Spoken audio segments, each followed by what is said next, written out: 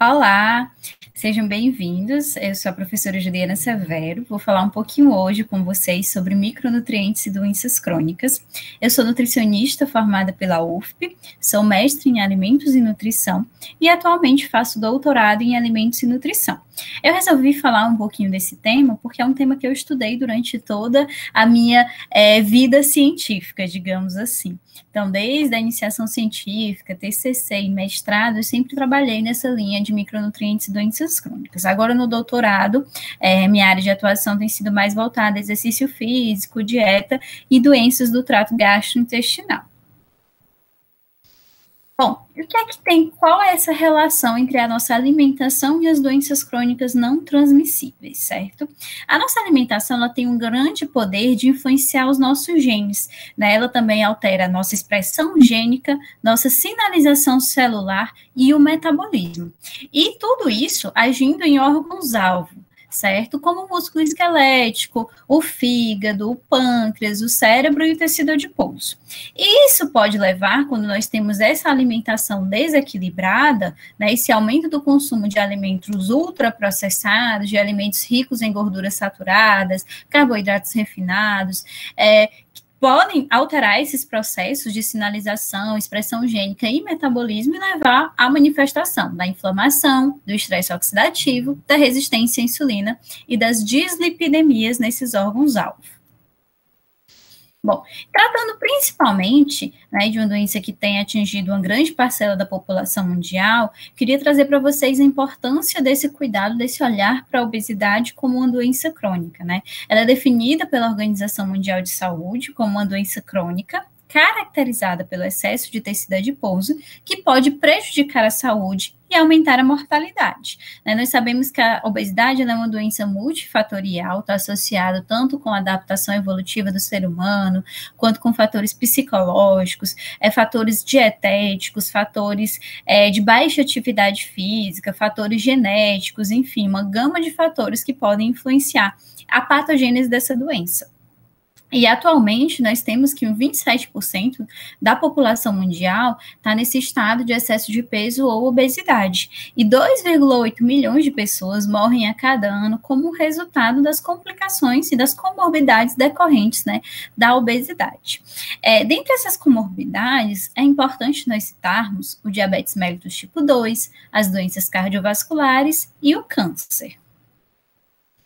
Bom, então, tratando um pouquinho mais voltado para essa abordagem da obesidade e a associação com outras doenças, é importante mencionar que a obesidade está associada com alguns distúrbios endócrino-metabólicos. Dentre esses distúrbios, nós podemos citar, né, principalmente a resistência à ação da insulina, a disfunção tireoidiana, a inflamação crônica de baixo grau, o estresse oxidativo e algumas dislipidemias, né, que são anormalidades no metabolismo de lipídios. Então, todas essas características são comumente presentes na obesidade. E aí nós temos a associação dessas características também presentes em algumas outras doenças crônicas, como a própria diabetes mellitus tipo 2, onde nós temos essa grande percentual de resistência à insulina, nós temos essa prevalência da resistência à insulina, já num nível que a gente não consegue mais ter um bom controle glicêmico, que isso tem que ser constantemente monitorado. Nós temos inflamação crônica de baixo grau, estresse oxidativo e essa série, né, as lipidemias bem associadas com as doenças cardiovasculares.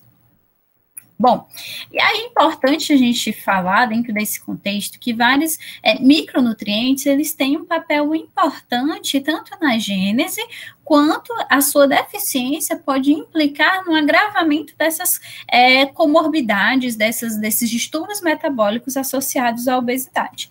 Dentre esses micronutrientes, é importante que nós citemos principalmente o zinco. O zinco, ele é um micronutriente que tem várias ações super importantes, né? Ele atua como anti-inflamatório, antioxidante, ele é um regulador, um importante regulador da expressão gênica.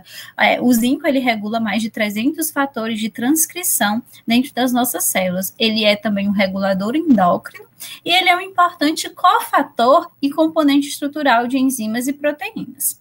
Atualmente, as nossas recomendações de gestão preconizam 8 miligramas por dia de zinco para mulheres e 11 miligramas por dia para homens. Nós podemos encontrar o zinco aqui, principalmente em peixes e frutos do mar, nas carnes, nos queijos, em algumas sementes, dentre outros.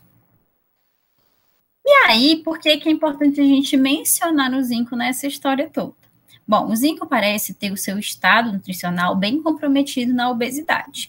Na obesidade, nós temos essa situação, onde as mulheres, elas parecem, né, principalmente mulheres, onde o nosso grupo de pesquisa já estudou bastante, mas em indivíduos obesos, de uma forma geral, parece acontecer um consumo de zinco adequado na dieta. Principalmente aqui na região Nordeste, nós temos muito, né, o hábito alimentar de carnes, né, leguminosas também, alguns alimentos que nós encontramos um bom teor de zinco. Então, o aporte da dieta em relação ao zinco parece estar adequado segundo os valores da recomendação. No entanto, nós temos percebido um aumento, né, uma prevalência elevada de deficiência plasmática e eritrocitária desse mineral em indivíduos com obesidade, caracterizando um quadro que nós chamamos de hiposglicemia. Isso parece ser devido à própria obesidade, o próprio excesso de peso, que aumenta, né, alguns marcadores de inflamação e também a secreção de glicocorticoides. Esse aumento desses fatores inflamatórios e também dos glicocorticoides, em particular o cortisol, parece elevar a expressão da metalotioneína e da ZIP14. Essas proteínas, elas auxiliam no transporte do zinco, né, para dentro de algumas células. Então, a ZIP14, ela é uma proteína transportadora de zinco que facilita, né, ela está presente aqui nas células, e ela facilita esse influxo do zinco proveniente ali dos vasos sanguíneos para dentro de alguns tecidos. E a metalotioneína é uma proteína com alta afinidade pelo zinco. Então, a metalotioneína tem uma alta afinidade por metais, e o zinco é um deles. Então, quando, na situação de obesidade, parece haver uma alteração na expressão da metalotioneína e da ZIP14, que ficam aumentadas e parecem levar o zinco, sequestrar o zinco para dentro de alguns órgãos. Dentre esses órgãos, nós temos principalmente o fígado e o tecido adiposo. Então, parece haver um grande teor de zinco preso no tecido adiposo e no fígado, contraste com a sua deficiência ali na corrente sanguínea, nos vasos sanguíneos. Então, a gente percebe nessa redução dos valores de zinco nos vasos sanguíneos, na circulação, e aí o zinco, ele acaba tendo sua ação comprometida, né? Todos aqueles papéis importantes do zinco que eu acabei de mencionar. Então, a gente fica muito essa questão de como se está o estado do zinco nos indivíduos obesos.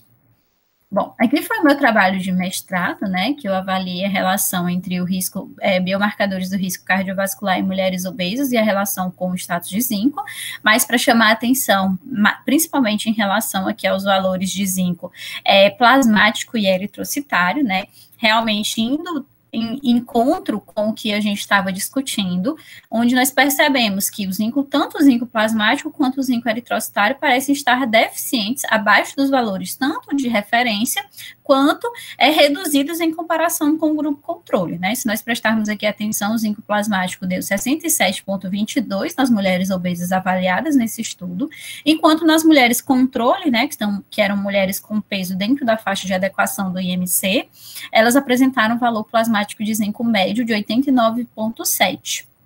Né, e a gente percebe aqui que há uma diferença estatística entre os valores.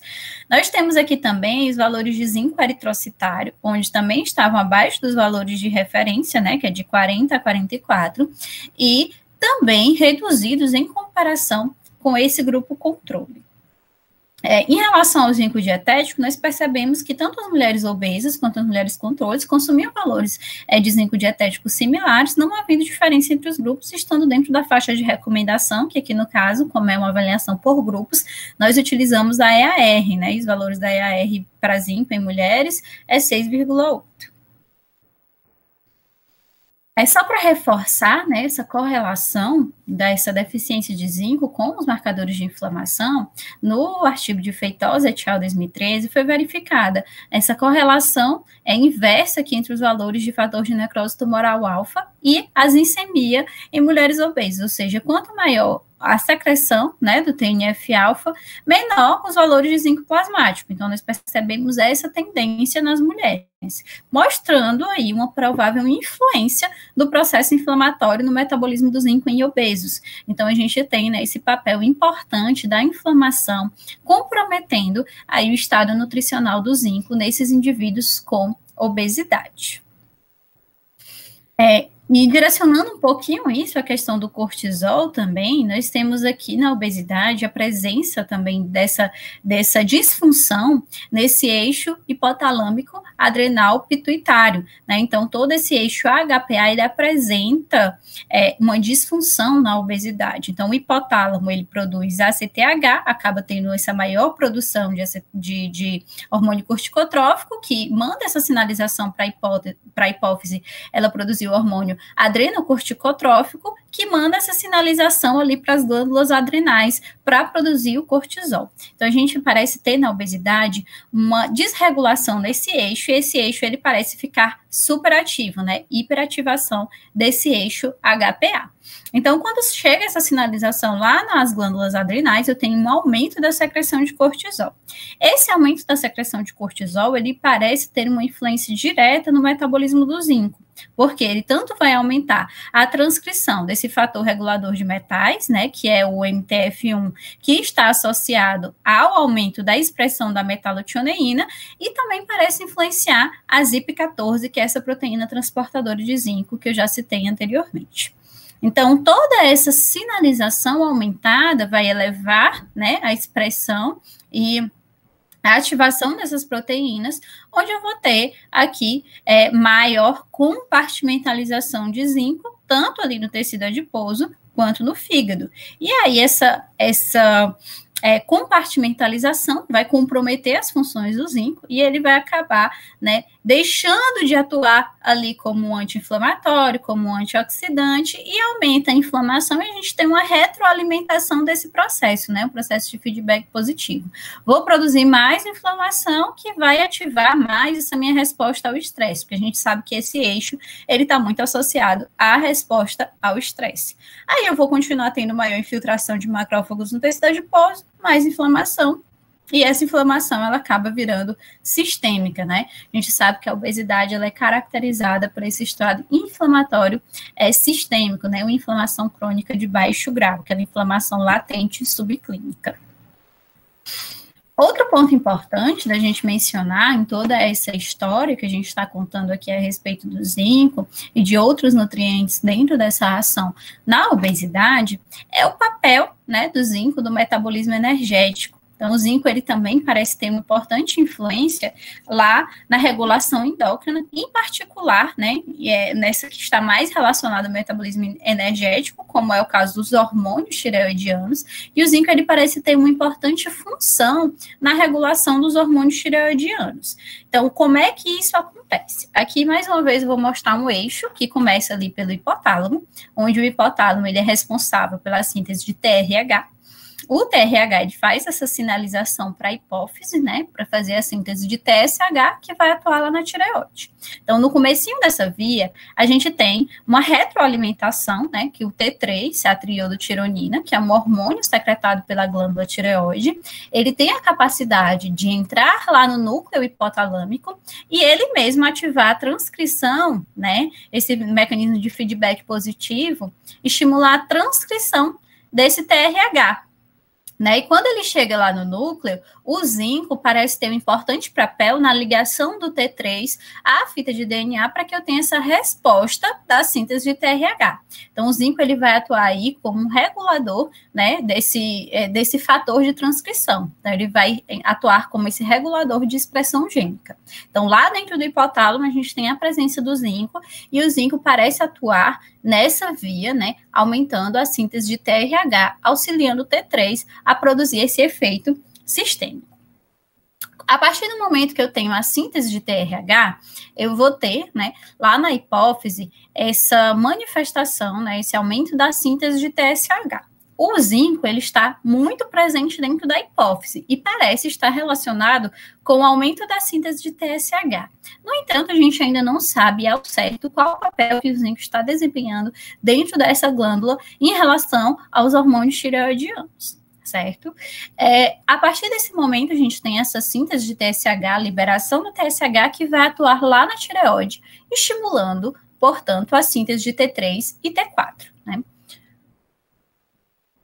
Nós sabemos que a principal forma, né, de secreção dos hormônios tireoidianos ali dentro da tireoide é pela secreção de T4, ela secreta pouco T3, e esse T4 precisa ser convertido em tecidos periféricos à forma mais ativa do hormônio, que é o T3.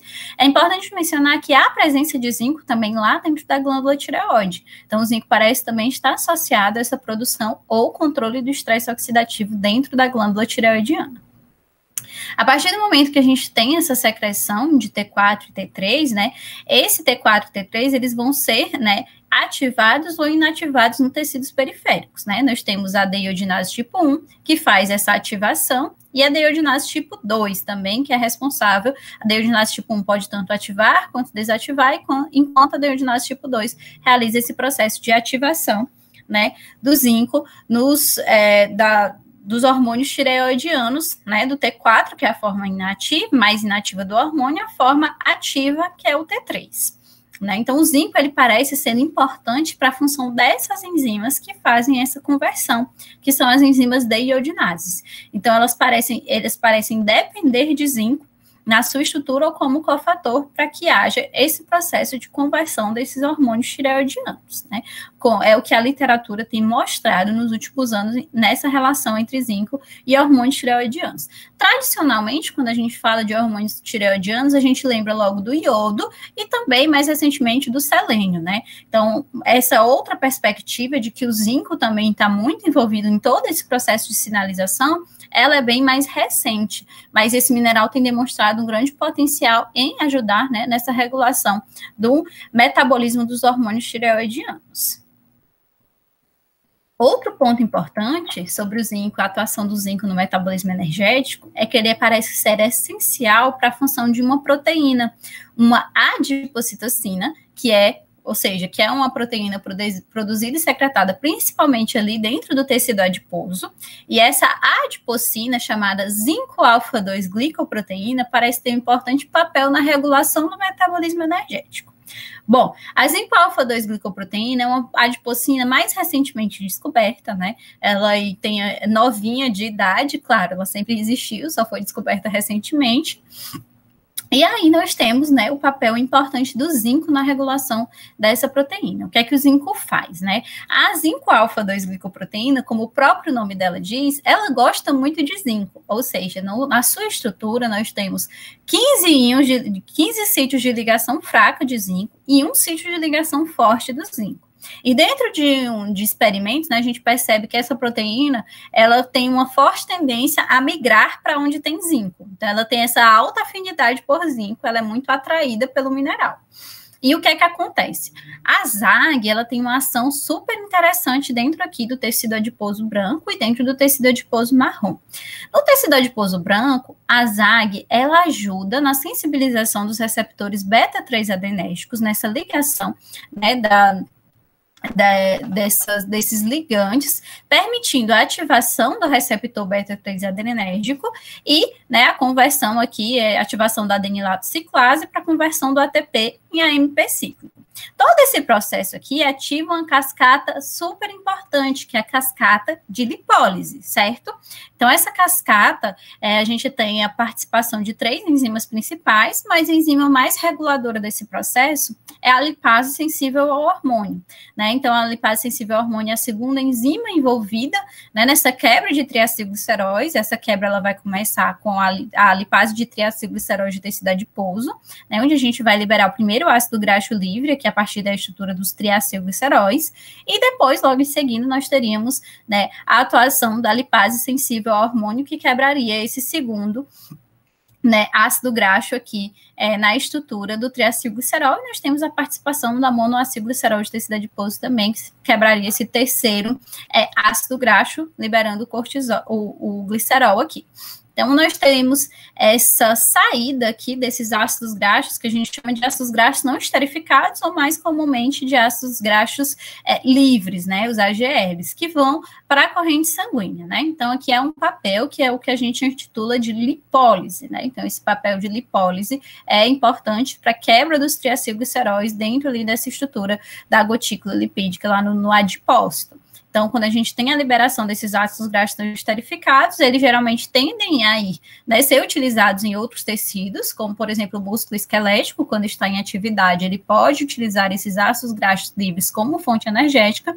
No entanto, se o indivíduo não está fazendo uma atividade física, né, não está utilizando esses ácidos graxos livres em outro tecido, esses ácidos graxos livres podem se depositar, por exemplo, no fígado e gerar aquela gordura ectópica, né, e também aumentar ali os valores de VLDL e de LDL plasmático. Então, nós temos esses grandes danos, né, do excesso de lipólise também no tecido adiposo, que pode ser promovido por toda a situação de obesidade, na situação onde a gente tem anormalidade no metabolismo de lipídios. Mas, comumente, a ZAG tem essa ação benéfica de promover a lipólise, que pode ser utilizada, essa fonte energética, lá pelo músculo esquelético, por exemplo. Nós temos também um importante papel da ZAG na função da adiponectina, na secreção da adiponectina. A adiponectina é outra proteína que também é secretada pelo tecido adiposo.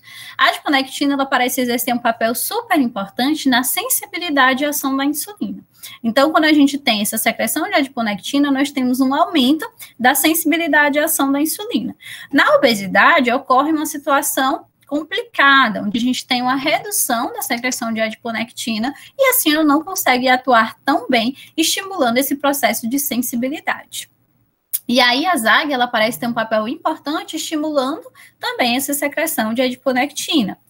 E outro papel importante, a partir aqui da ativação da ZAG em relação ao metabolismo energético, é o papel dela inibindo as vias de lipogênese, né? Inibindo esse aumento dessa síntese de triacilglicerol no tecido adiposo. Então, ela consegue inibir essas enzimas que estão envolvidas nesse processo. A sintase de ácidos graxos, a acetil-CoA-carboxilase e a diacilglicerol, aciltransferase. Então, ela parece inibir essas enzimas que estão relacionadas às vias de lipogênese. E dessa forma, aumentar também a sensibilidade à insulina aqui no tecido adiposo branco, aqui é esse primeiro momento. Então, se o zinco, ele coordena aqui as ações da ZAG, ele vai ter ações muito importantes sobre lipólise, sobre sensibilidade à insulina e sobre inibição da lipogênese. Então, aqui nós temos mais 3 papéis dele dentro do tecido adiposo e a relação com essa proteína super importante no contexto da obesidade. E lá no tecido adiposo marrom, a ZAG, uma vez ativada, ela também consegue aumentar essa sinalização dos receptores beta-3 adrenérgicos e promover o aumento da termogênese, né? Aumentar a ativação das UCPs nas mitocôndrias do tecido adiposo marrom e promover, né, esse processo de termogênese. É importante que a gente mencione, né, que essas duas ações são super interessantes dentro dessa perspectiva da obesidade, mas que na situação de obesidade, a ZAG, assim como a adiponectina, ela parece estar, né, prejudicada. A gente parece ter uma redução da secreção de zinco alfa-2 glicoproteína pelo tecido adiposo, devido ao aumento da inflamação, né? Alguns inibidores clássicos, né, a situação de obesidade e a situação de inflamação associada à obesidade parecem atuar inibindo essa produção e essa secreção da zinco alfa-2 glicoproteína. Além disso, o zinco ele também participa da regulação enzimática e proteica, né, principalmente da lipase de lipoproteína, que faz essa quebra da VLDL em LDL, ácidos graxos não esterificados, e que também faz essa quebra dos quilomicrons, né, em quilomicrons remanescentes e ácidos graxos não esterificados. Então, aqui a gente tem esse importante papel do zinco regulando essa função da lipase de lipoproteínas, e dessa forma ele já teria aí mais um papel regulador sobre esse processo enzimático e proteico que ocorre, né, no metabolismo de lipídios. Outro ponto importante a ser destacado, que é para vocês entenderem o papel fantástico do zinco na regulação de vários processos no nosso organismo, é o papel dele na secreção de insulina. Então, o zinco é essencial para que eu tenha secreção de insulina. Como assim? A gente tem toda essa cascata e nós temos aqui, nessa célula aqui beta-pancreática, a importância de vários transportadores de zinco que mobilizam o zinco para dentro do retículo endoplasmático e para dentro do complexo de Golgi, para que ele possa participar desses grânulos secretórios de insulina. Então, aqui a gente tem o íon de zinco. Esse íon de zinco, ele forma aqui, ele é capaz de colocar a insulina aqui ao seu redor, formando essa estrutura de guarda-chuva, e esses grânulos secretórios, né, só são liberados na presença do zinco, para que a insulina caia na corrente sanguínea e possa atuar na regulação do metabolismo da glicose. Então, todo esse processo de secreção da insulina ali na célula beta-pancreática, o zinco é essencial. Então, inclusive, no diabetes mellitus tipo 1, nós temos, né, a presença de um autoanticorpo. Um dos autoanticorpos que são encontrados é esse autoanticorpo da ZNT8, que é quem leva o zinco aqui para esses grânulos secretórios, para que ele possa, né, ser secretado junto com a insulina. Então, quando a gente tem esse autoanticorpo anti-ZNT8, que é essa proteína transportadora de zinco, nós temos, então, um prejuízo nesse transporte, nesse processo, e aí a gente tem, né, essa baixa função pancreática, né, endócrina, e a gente vai ter esse prejuízo na secreção de insulina. Além de atuar nesse processo de secreção de insulina, o zinco, ele também vai ter papel super importante na ação da insulina. Então, o zinco, ele vai atuar aumentando a fosforilação do receptor de insulina, ativando toda essa cascata, né, de sinalização, que é importante para a translocação das vesículas de GUT4 para a membrana celular. Então, aqui, a partir do momento que eu tenho a ligação da insulina ao seu receptor, o zinco, ele vai atuar ativando, aumentando essa fosforilação em tirosina, aumentando a fosforilação dos receptores, do substrato do receptor de insulina e ativando essa cascata de sinalização. Ele também aumenta a fosforilação e ativação da AKT, inibe outra enzima que estaria associada à disfunção nesse processo, aumenta também aqui a fosforilação da PI3K, e aqui a gente tem uma série de fatores, né, onde o zinco também vai atuar inibindo essa PTEN, que inibiria esse processo aqui de ativação, de transdução de sinal, e inibe também a função da PTPase, que faz a desfosforilação desse receptor de insulina. Então, o zinco, ele permite que esse sinal da insulina, ele se amplifique e ele seja transduzido corretamente, todo esse processo de transdução ocorra corretamente, né? Além disso, a gente tem essa importância aqui da AKT estimulando a translocação do GLUT4 aqui para a membrana da célula, para que eu tenha entrada de glicose. Nós temos também essa outra molécula, que é a IRAP. A IRAP, ela parece ser uma molécula essencial para que eu tenha, né, essa translocação do GLUT4 para a membrana celular. E ela é dependente de quem? Do nosso zinco. E, além disso, o zinco tem uma importante função antioxidante e ajuda, né, a manter a estabilidade dessas membranas celulares. Além disso, além de tudo isso, a gente não falou pouco, né, o zinco, ele também é um nutriente anti-inflamatório. Por quê? Porque ele atua, né, sob o estresse oxidativo, ele inibe a formação de espécies reativas de oxigênio que ativariam toda essa via aqui relacionada à ativação de um fator de transcrição, que é o fator nuclear Kb. Então, a partir do momento que eu tenho essa secreção de espécies reativas de oxigênio, eu tenho aqui a quebra, né, o aumento da ativação do inibidor do fator nuclear Kb, da quinase do inibidor do fator nuclear Kb, que fosforila esse inibidor, que vai soltar esse fator de transcrição e ele vai conseguir ir até o núcleo. Quando ele chega no núcleo da célula, ele estimula a transcrição de várias moléculas. Dentre essas moléculas, nós temos moléculas antiapoptóticas, fatores de crescimento, várias citocinas, enzimas e moléculas de adesão. Então, o zinco, por prevenir todo esse processo de ocorrer, ele vai atuar, né, dessa forma indireta, sendo um nutriente anti-inflamatório. Além disso, ele também tem essa ação importante como antioxidante, que nós chamamos de antioxidante indireto. Então, o zinco, ele vai atuar aqui inibindo a enzima NADPH oxidase, Essa enzima é uma das principais produtoras, né, de ânion superóxido dentro da célula. Então, é importante que a gente entenda que esses espécies reativas de oxigênio, elas precisam ser secretadas para que eu tenha a função normal do nosso organismo, mas elas precisam ser secretadas em concentrações fisiológicas. E a NADPH oxidase, quando a gente tem essas alterações, né, como, por exemplo, na própria obesidade, a gente tem um aumento, né, da função dessa enzima. E a gente tem maior produção de ânion superóxido. Esse ânion superóxido, ele precisa ser neutralizado. Então, o zinco ali, no primeiro momento, ele já conseguiu inibir, né, esse aumento do ânion superóxido. Mas vamos dizer aqui que a NADPH esteja produzindo esse ânion superóxido, e aqui nós temos o zinco participando mais uma vez como um cofator enzimático. Um cofator enzimático aqui da superóxido dismutase, que é uma enzima responsável pela conversão desse ânion superóxido em peróxido de hidrogênio. Então, essa sódia aqui, ela depende de cobre e zinco para o seu funcionamento. E esse peróxido de hidrogênio, ele precisa ser, mais uma vez, neutralizado, porque ele ainda é uma espécie que é muito reativa e muito danosa para as nossas células. Então, aqui a gente vai ter a glutationa peroxidase, que vai terminar de fazer essa função, que ela vai converter esse peróxido de hidrogênio em oxigênio e água, que não vão ser danosos ao nosso organismo. Então, o zinco, mais uma vez, participa porque ele estimula a síntese desse fator aqui, que se chama glutamato cisteína sintase, que é importante, né, para que eu tenha a formação da glutationa peroxidase. E, além de tudo isso, o zinco ele também pode ser carreado lá pela metalotioneína, que é aquela proteína que eu citei no comecinho da aula, e ele acaba, né, a metalotioneína, ela pode doar o zinco para onde ele está sendo necessário, como, por exemplo, aqui para sódio. E aí, diante de toda essa explanação, será que a suplementação com zinco ela seria eficaz nos distúrbios metabólicos associados à obesidade?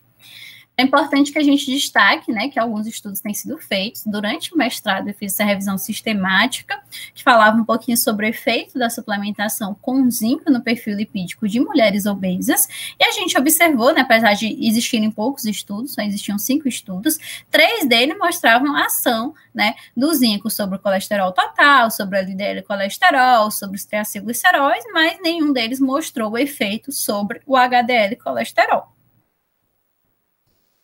Outro estudo que a gente fez, também teve a oportunidade de conduzir, foi o efeito da suplementação com zinco na resistência à insulina em obesos também, indivíduos com obesidade. Também foi uma revisão sistemática e a gente observou que 4 dos 6 estudos encontrados mostraram o efeito do zinco, né, da suplementação com zinco, reduzindo os valores de resistência à insulina, né, do HOMA-IR, que é um índice de resistência à insulina. Então, 4 dos 6 estudos mostraram, né, com a suplementação durante de 4 a 8 semanas, um papel, né, do zinco melhorando essa sinalização da insulina, reduzindo a resistência à insulina em indivíduos com obesidade. Esse outro estudo foi um ensaio clínico, né, que procurou fazer os efeitos da suplementação com zinco e selênio na função tireoidiana em mulheres com hipotireoidismo, com sobrepeso e obesidade. Foi um ensaio clínico, né, controlado e duplo cego e randomizado. Então, ele observou que evidências do efeito do zinco sozinho ou em combinação com o selênio sobre a função da tireoide das pacientes. Então, elas tiveram um aumento do T3 e uma redução dos valores de TSH, que são características do hipotireoidismo, né? Esse aumento do TSH e redução do T3. Outro micronutriente bastante importante da gente falar nessa situação é o magnésio. O magnésio, ele é um nutriente, né, que é bastante, que a gente já tem uma outra perspectiva, porque, na verdade, a nossa população, ela parece consumir pouco magnésio. Então, aqui essa tabela mostra as fontes alimentares e recomendações do magnésio. Nós temos aqui que o magnésio, ele está muito presente aqui na castanha do Brasil, né? Em 100 gramas de castanha nós temos 365 miligramas de magnésio, no gergelim, na linhaça, amêndoas, amendoim, nozes, né? Então, as principais fontes do magnésio vão ser os vegetais verdes escuros, as oleaginosas e os cereais integrais. A recomendação de magnésio para homens, ela está entre 400 a 420 miligramas por dia, e a recomendação de magnésio para mulheres entre 310 a 320 miligramas por dia.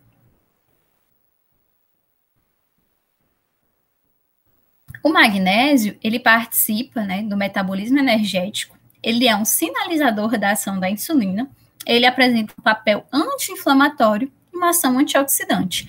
Ele é cofator de mais de 300 enzimas, e esse número cada vez mais tem sido descoberto mais enzimas que o magnésio é importante na regulação da função. Na obesidade, a gente já tem outra situação em relação ao estado do magnésio.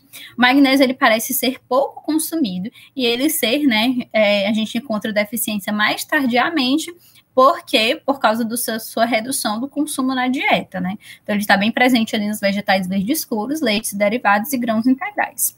Então, mostrando, né, em consonância com essas descobertas, né, com essa situação do magnésio, no nosso estudo meu trabalho de conclusão de curso, feito em 2015, nós avaliamos, né, as dietas de mulheres com obesidade e mulheres controles, né, sem a doença, aqui no estado do Piauí. E nós observamos, né, que uma grande parte dessa população consumia magnésio abaixo dos valores da EAR. Essa inadequação do consumo, ela foi muito grande, tanto para as mulheres controle, quanto para as mulheres com obesidade. Então, o consumo do magnésio, ele estava 98%, né, 93%, 98% daquela população total consumia magnésio abaixo dos valores de recomendação. E esses valores que eu me refiro é a EAR. A EAR do mineral, ela é 255 miligramas por dia para mulheres. Então, elas não chegavam nem no valor de EAR. Imagina aquele valor de RDA, né? Como a gente está trabalhando aqui com grupos, o que a gente usa para estratificar é a EAR. Então, o consumo absoluto do mineral, ele chegava nas mulheres obesas a 169,7 e nas mulheres controle, 158,58. Então, a dieta, né, característica aqui do Piauí, ela é pobre em magnésio. E isso pode acarretar em várias disfunções no organismo. Bom, essa situação dessa redução do consumo de magnésio, mais tardiamente, ela pode se manifestar com uma redução da excreção do mineral na urina, né? As mulheres, elas acabam poupando mais magnésio na urina e também causando aquele processo de desmineralização óssea, né? Então, o magnésio, ele também está presente nos nossos ossos, e aí, com o passar do tempo, né, com esse consumo deficiente, o indivíduo vai puxando, né, aquele magnésio dos ossos. E aí, dificilmente a gente encontra uma deficiência plasmática de magnésio muito cedo, né? A gente percebe essa deficiência já mais tardiamente, quando o organismo ele já não consegue mais lançar a mão de forma tão eficiente desses mecanismos. E aí a gente vai ter prejuízos aí a longo prazo.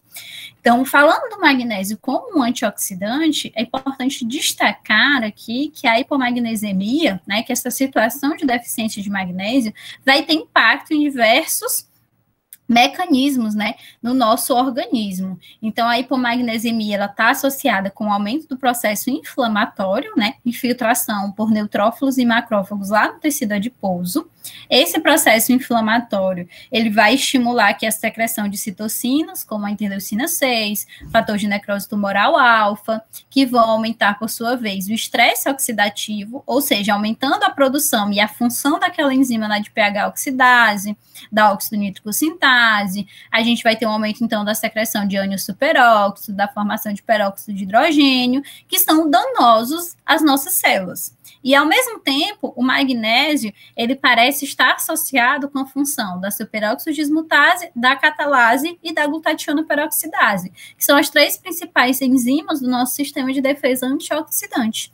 Então, essa deficiência de magnésio parece estar associada com a redução da função dessas enzimas, com a redução da atividade de expressão da SOD, da GPX e da catalase.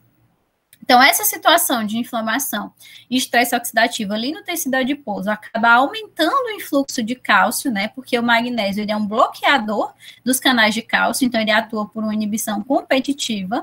E aí, quando a gente não tem a presença de magnésio de forma adequada, nós temos um aumento desse influxo de cálcio.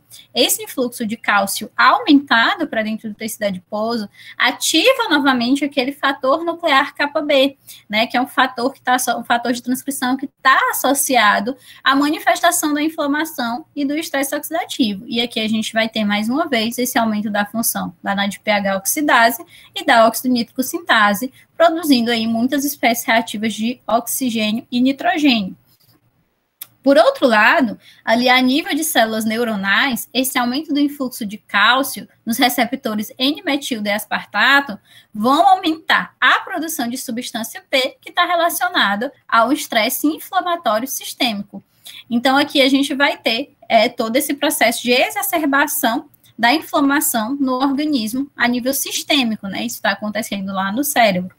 E aí eu tenho também esse processo de hipomagnesemia, aumentando a resistência à insulina, por causa de todos esses danos inflamatórios, todo esse processo inflamatório de estresse oxidativo que acaba gerando, né, esse comprometimento da cascata de sinalização da insulina, e nós temos aí também uma disfunção endotelial, porque o magnésio também, ele é importante para a regulação da homeostase dos vasos sanguíneos.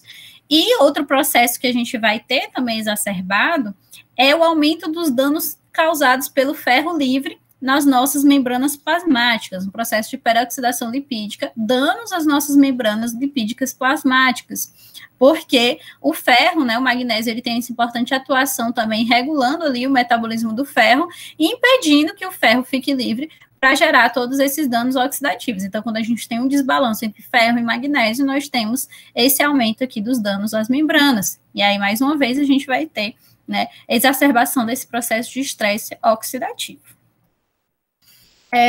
Nesse estudo, né, que foi publicado em 2017, que foi o estudo da professora Jennifer, de iniciação, durante a iniciação científica e mestrado, que ela produziu esse trabalho, a gente avaliou, né, a relação entre o estado nutricional do magnésio e a sua associação com o estresse oxidativo em mulheres obesas. E observamos, né, uma correlação inversa nas mulheres obesas entre os valores eritrocitários de magnésio e a quantidade de substâncias reativas ao ácido tilbarbitúrico plasmáticas.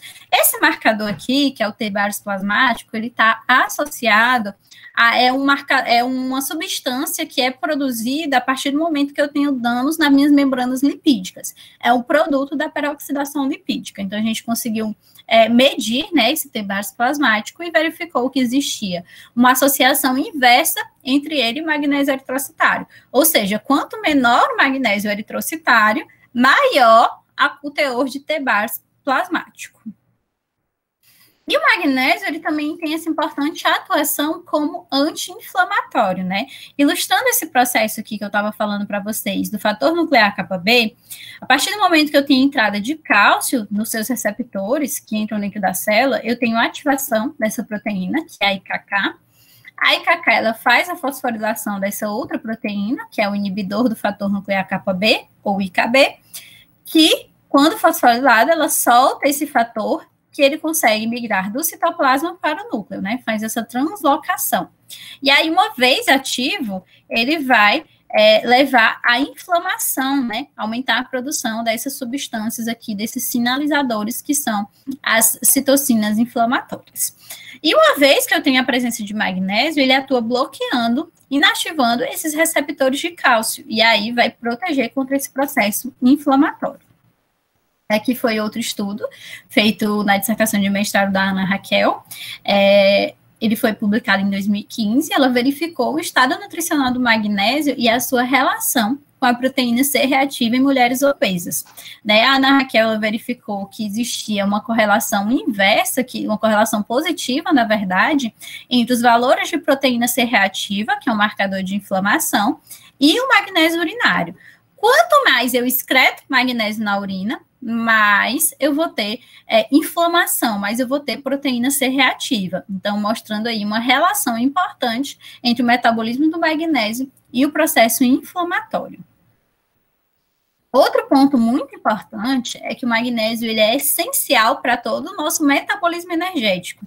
Então, em todas essas aqui, nós temos aqui a cascata de glicólise, gliconeogênese, nós temos aqui o ciclo do ácido tricarboxílico. Então, todo esse processo aqui, ele depende de magnésio. Se vocês observarem, todos esses pontinhos verdes, é o magnésio atuando como atuando ali importante para a enzima, né, como cofator, e todos esses pontinhos amarelos é onde o magnésio é incorporado à enzima. Ou seja, ele está presente em basicamente todas as enzimas, em quase todas as enzimas, né, importante para a atuação de quase todas as enzimas do metabolismo energético. E ainda forma um complexo importante com o ATP.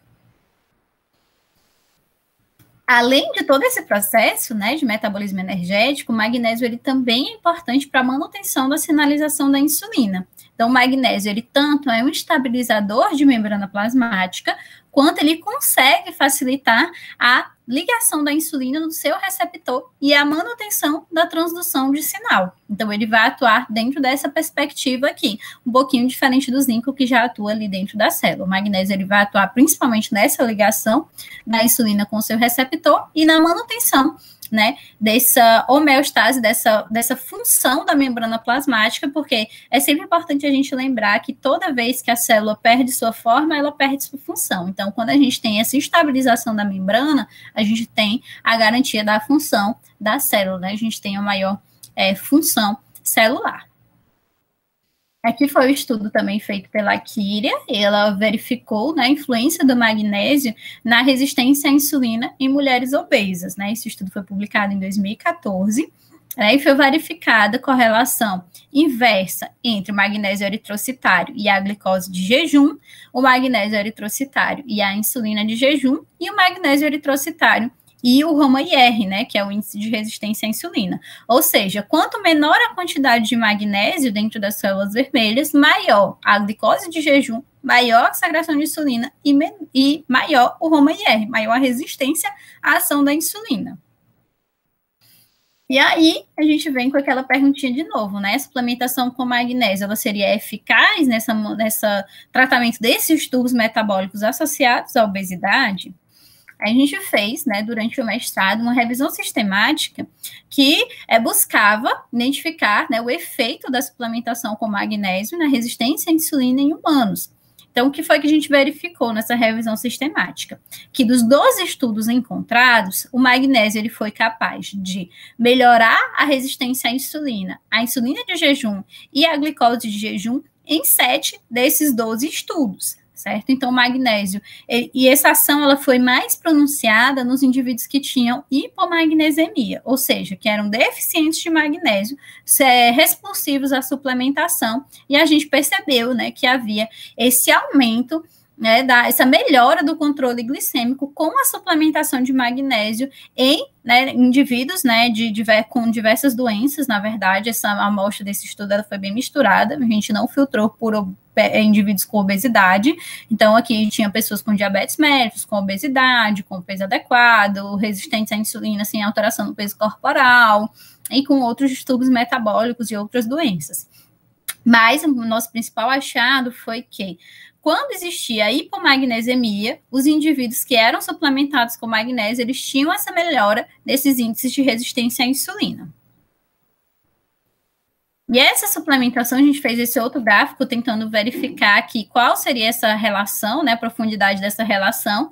Então, a cada 50 miligramas de magnésio, os indivíduos, eles tinham 4,35% de redução no HOMA-IR, 3,05% de redução na glicose de jejum e aumentavam em 3,55% o magnésio sérico. E aí, para fechar a nossa aulinha de hoje, né, a nossa pincelada de hoje sobre micronutrientes e doenças crônicas, eu quis trazer essa dupla aqui, bem popular, bem imbatível, que é o cálcio e vitamina D. Né?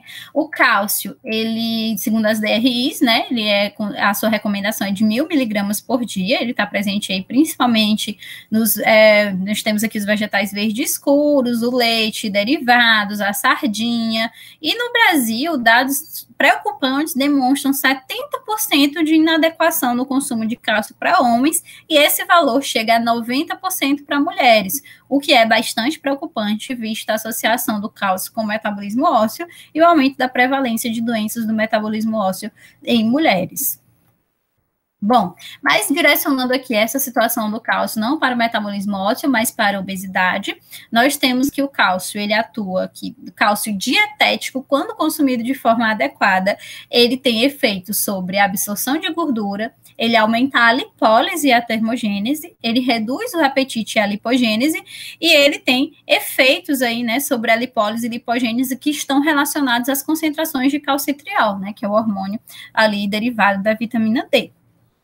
Então, o cálcio dietético, quando ele consumido de forma adequada na dieta, ele consegue reduzir a absorção de gordura, porque ele forma complexos insolúveis com a gordura e aumenta a excreção fecal da gordura. Então, a gente vai ter uma maior facilidade em atingir um balanço energético negativo, porque o cálcio ele vai atuar justamente reduzindo esse processo de absorção. Outro ponto importante é que o cálcio ele consegue reduzir a lipólise e aumentar a lipogênese. Quando eu tenho deficiência de cálcio na dieta, o que é que acontece? Eu vou ter esse aumento da lipogênese e redução da lipólise, porque eu tenho um aumento do paratormônio, que em decorrência vai aumentar as concentrações de calcitriol. O calcitriol ele consegue aumentar a entrada de cálcio para dentro da célula, e aí eu vou ter uma inibição com esse valor de cálcio aumentado dentro da célula, eu vou ter uma inibição das enzimas relacionadas à lipólise, que é a lipase sensível ao hormônio, que é a LHS.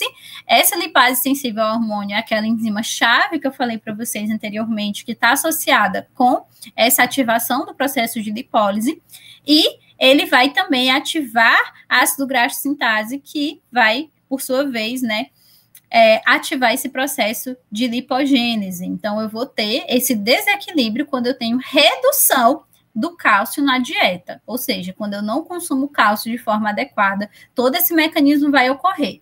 Quando eu consumo cálcio de forma adequada na dieta, aí eu não vou ter esse aumento tão grande de calcitriol, e esse mecanismo aqui, ele vai ser reduzido. Quando eu tenho também essa deficiência de cálcio dietético, a vitamina D, né, o calcitriol, ele vai continuar estimulando a entrada de cálcio para dentro da célula, que também vai inibir esse processo de termogênese lá no tecido adiposo marrom, que ocorre pelo aumento da ativação da UCP2. Então, o cálcio e a vitamina D vão atuar aqui inibindo a ativação dessa UCP2. Mais uma vez, quando eu tenho redução, níveis baixos de cálcio na dieta. E um terceiro processo é que essa redução do cálcio na dieta vai aumentar a expressão da 11-beta hidroxisteroide, que é uma enzima responsável, né, pela a conversão de cortisona em cortisol. E quando eu tenho esse aumento do cortisol circulante, eu tenho um aumento da deposição de gordura. Então, mais uma vez, quando eu tenho essa redução do cálcio dietético, eu tenho essa ativação desse mecanismo, aumentando o calcitriol e levando, né, a esse aumento da deposição de gordura. E aí a gente tem também a vitamina D, né? A vitamina D, ela tem suas fontes alimentares, sua recomendação de ingestão pela EAR é 10 microgramas por dia, pela RDA 15 microgramas por dia.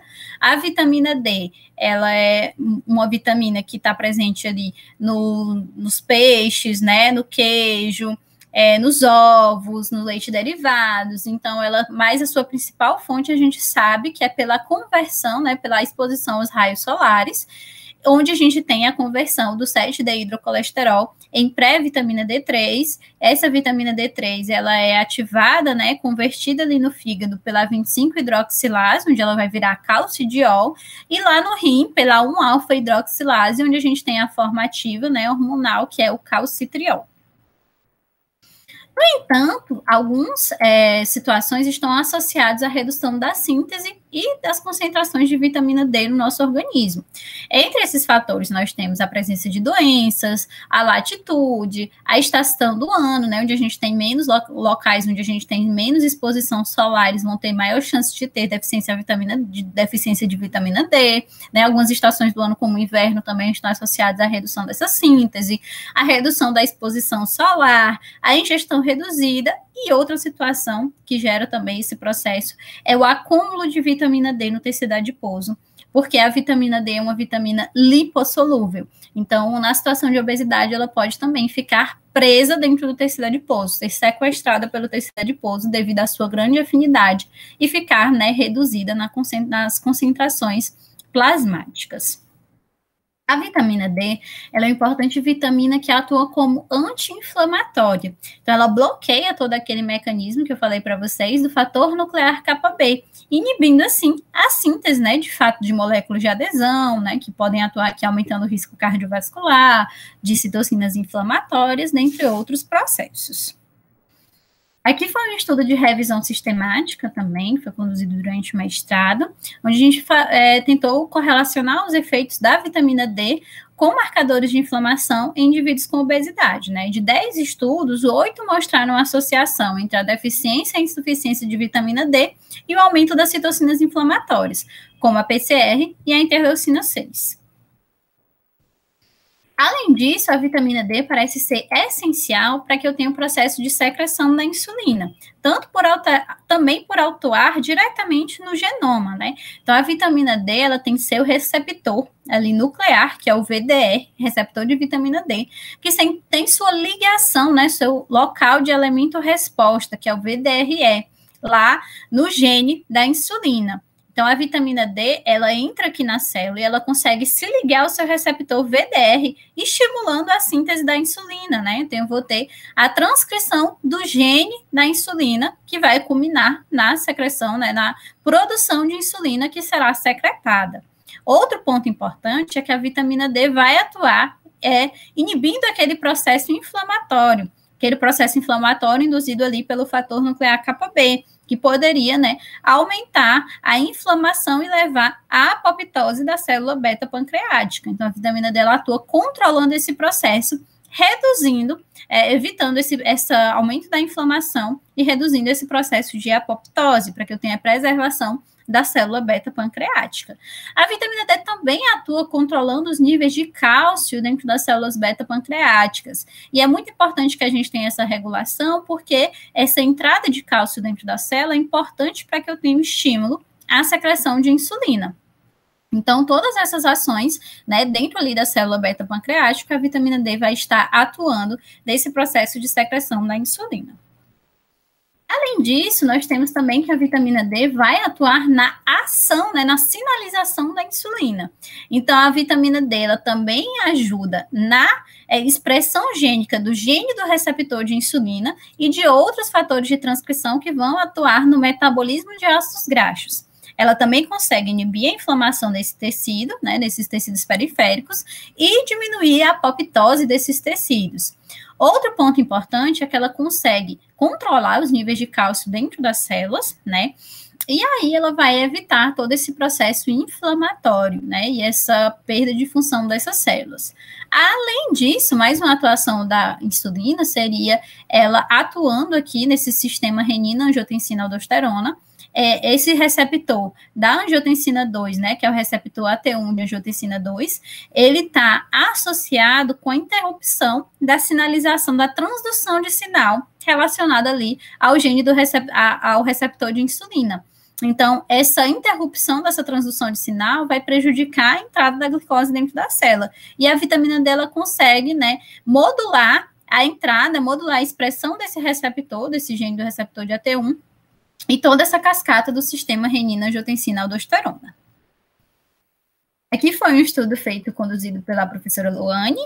Ela fez a ingestão dietética de vitamina D e a relação com resistência à insulina em mulheres obesas, mas, nesse caso, a análise da correlação não mostrou efeito significativo entre a ingestão de vitamina D e o controle glicêmico, mas observou-se, né, que a maioria dos indivíduos, eles consumiam ali um valor mediano, principalmente nas mulheres obesas, abaixo das recomendações de vitamina D na dieta.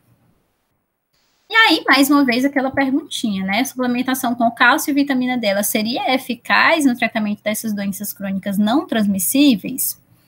A gente tem evidenciado, né, esse estudo aqui foi feito com os efeitos da suplementação com cálcio e vitamina C na função beta-pancreática, na sensibilidade à insulina e na glicemia de adultos com alto risco de diabetes. 92 adultos receberam colecalciferol ou cálcio por 16 semanas e verificou-se, né, que a suplementação com vitamina D ela foi associada com a melhora da função das células beta-pancreáticas, né, naqueles adultos que tinham risco elevado de diabetes 2. bem como eles tendiam à redução da hemoglobina glicada. No entanto, mais estudos eles ainda são necessários para determinar o tempo e segurança dessa suplementação. Nesse outro estudo, né, foi uma revisão sistemática e meta-análise, foi verificada a relação entre a suplementação com a vitamina D e o controle glicêmico em pacientes com diabetes tipo 2. Esse estudo durou entre 4 a 48 semanas e as doses variaram de 1.000 a 300.000 unidades internacionais de vitamina D. E nesse estudo verificou-se que a suplementação com essa vitamina ela foi associada com a redução da hemoglobina glicada e também com a glicose em jejum de pacientes com diabetes tipo 2 com deficiência de vitamina D.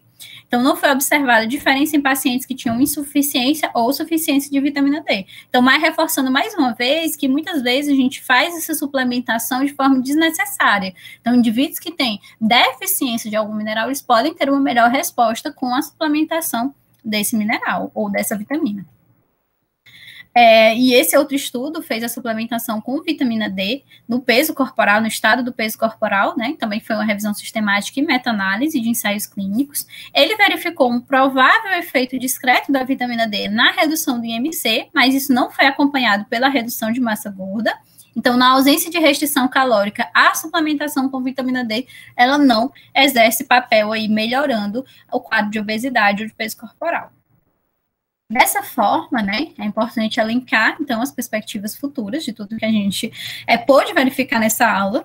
É importante que a gente cada vez mais busque elucidar bases moleculares que possam permitir identificar essas vias metabólicas envolvidas na gênese desses distúrbios presentes na obesidade e em outras doenças crônicas, definir estratégias nutricionais que também visem manter a homeostase de vitaminas e minerais nesses indivíduos com doenças crônicas não transmissíveis, contribuindo assim para o controle dessas doenças, e também é importante reforçar a importância da ingestão dietética adequada na correção dessas deficiências e insuficiências nutricionais.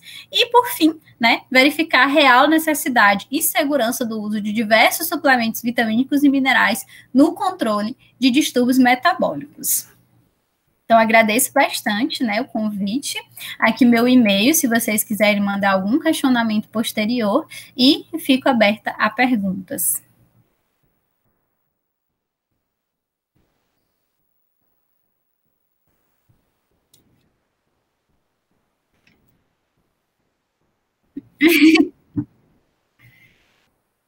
Eita, quase respondi. Meu Deus, eu fui totalmente pontual, né? 1 hora batida. Eu não estava nem